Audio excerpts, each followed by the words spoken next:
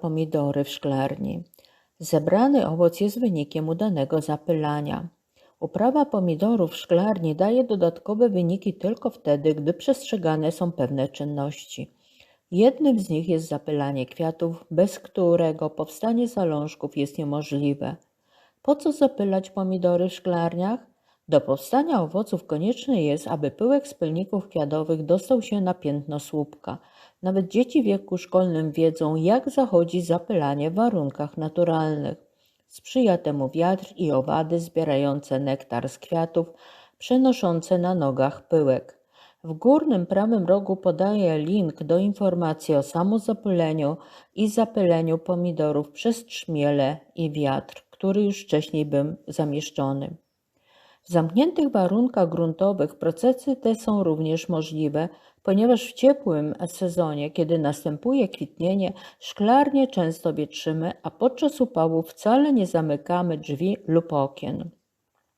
Pyłek wytwarzany przez kwiaty pomidora nadaje się zarówno do samozapylenia, jak i do zapylenia sąsiednich roślin, a jego jakość zależy od warunków środowiskowych, które można regulować w szklarni własnymi rękami. Aby zapylanie pomidorów w szklarni przebiegało normalnie, konieczne jest utrzymanie w nim określonej temperatury i wilgotności. Jest to jedna z zalet uprawy pomidorów w pomieszczeniach, po prostu nie możemy tego zrobić na zewnątrz. W temperaturach poniżej 13-15 stopni jakość pyłku spada z powodu deformacji pylników. Gdy temperatura wzrasta powyżej 30 stopni Celsjusza, żywotność jego spada, a przy 35 stopniach powstaje i staje się on sterylny. Uwaga, nawet krótkotrwały wzrost temperatury do 35-40 stopni w okresie kwitnienia może prowadzić do opadania kwiatów i utraty plonów. Przy wilgotności powietrza powyżej 70% pyłek skleja się i traci zdolność pylenia, ale zbyt suche powietrze też jest dla niego szkodliwe. Jak widać, ważne jest, aby pomidorom zapewnić optymalne warunki do zapylania, a do tego szklarnia musi być wyposażona w system wentylacyjny wystarczającą liczbę prawidłowo rozmieszczonych okien. Zapylenie pomidora w szklarni może odbywać się naturalnie lub sztucznie. Naturalne zapylenie. Obejmuje ono tworzenie ruchu mas powietrza w szklarni i przyciąganie trzmieli. Aby poruszyć pyłek kwiatu, przy wiecznej pogodzie konieczne jest otwarcie drzwi i okien znajdujących się po przeciwnej stronie, tworząc przeciąg. Aby przyciągnąć owady, między rzędami pomidorów sadzi się rośliny miododajne, które będą służyć jako dodatkowa przynęta do trzmieli.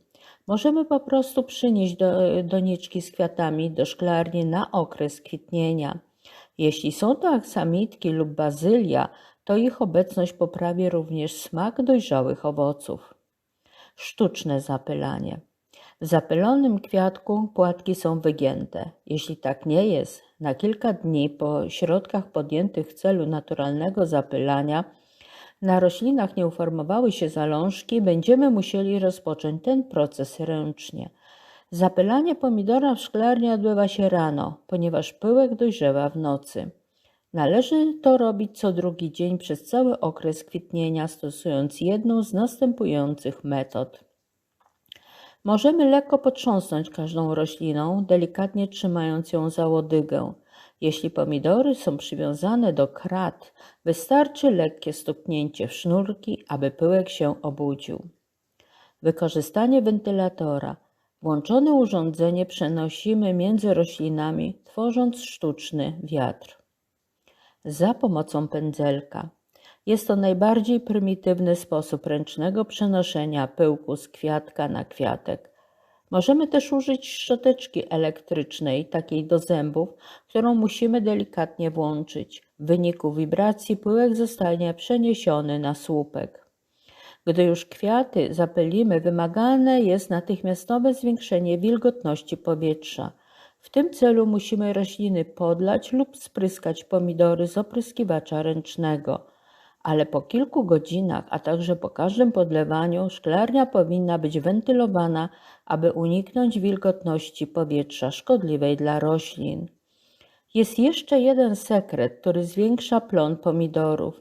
To jest ich opryskiwanie podczas kwitnienia roztworem kwasu borowego.